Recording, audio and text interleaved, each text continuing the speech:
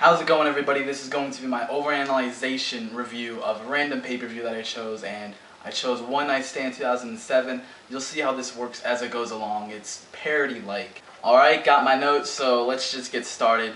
First off, I already docked points on this pay-per-view because the quality of the show where I was watching it wasn't the best quality, so I had to dock points already for this pay-per-view.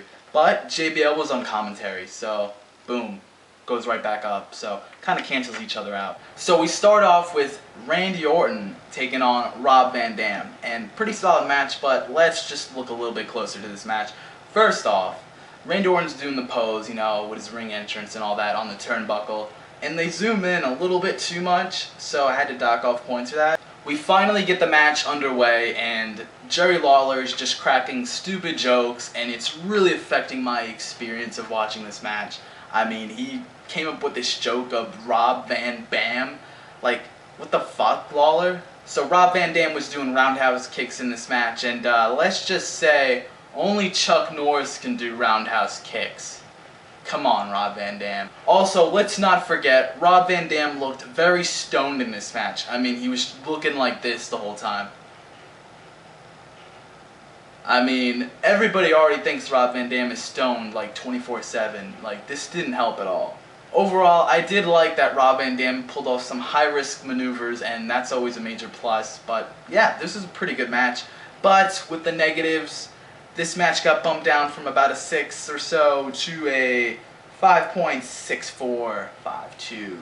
So then after that, Vince and Shane O'Mac appeared backstage and had a little promo. +1 automatically on the pay-per-view score because Shane McMahon was there. So then we have a 6-man tables match full of ECW guys. Yeah, that's the match. Alright, so Matt Striker, what the fuck was it with those trunks? Like, what were you going for? Like, leopard or something? They were just really weird tights, and I didn't like them, so I docked points. Taz was very distracting on commentary, so I had to dock points. I mean, it's Taz, you know, he's gonna blab about da-da-da-da-da, and it really affects your enjoyment of the match, so, yeah. There were a lot of in-and-out tags, and the match wasn't that long, so that's definitely a major plus about this match. Tommy Dreamer stole Bubba Ray's lines, so I had to dock off points. I mean, don't even do the get the tables thing, come on. Seriously? Sandman threw some awfully weak punches during this match, so I had to dock off some more points. I mean, come on, Sandman. Those were ridiculously bad punches. I had to give this match points automatically also because Marcus Corvan is just smooth. I mean, come on. The ending of the match with Punk suplexing Matt Striker through the table was also pretty good, so definite thumbs up. I was going to give this match a 6 out of 10, but the negatives brought this match down, so my final rating for this match was a 5.610026. Then we have an Edge and Randy Orton segment backstage, and first off, bad audio, had to dock points there. And then Orton admitted that he was bothering Edge for no reason, so again, why would you bother him for no reason?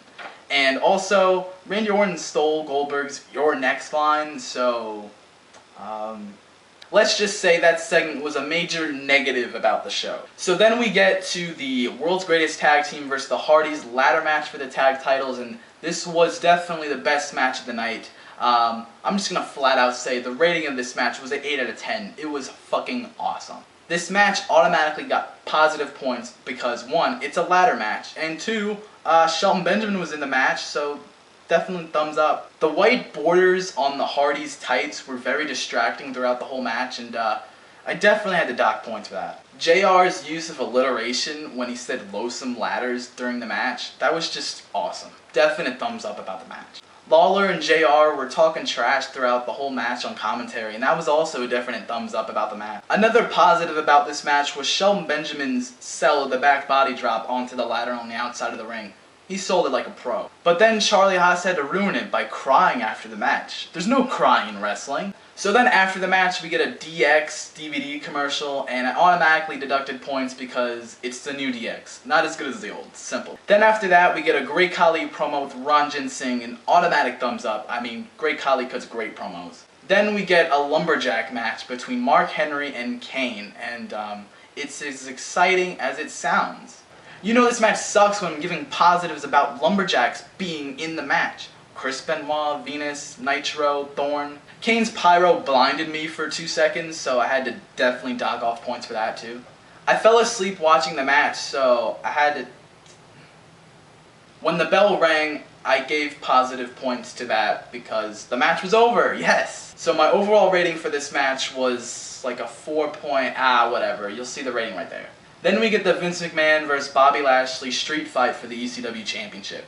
I automatically gave positive points to this match because, well, Vince McMahon has swag. He had a do-rag on and everything, like, come on. Bobby Lashley had a major botch in this match where he was trying to dive on the outside to Umaga, but his leg got caught on the rope, so it just looked kind of awkward. My overall rating for this match was a 4.5613. You can skip this match for the most part.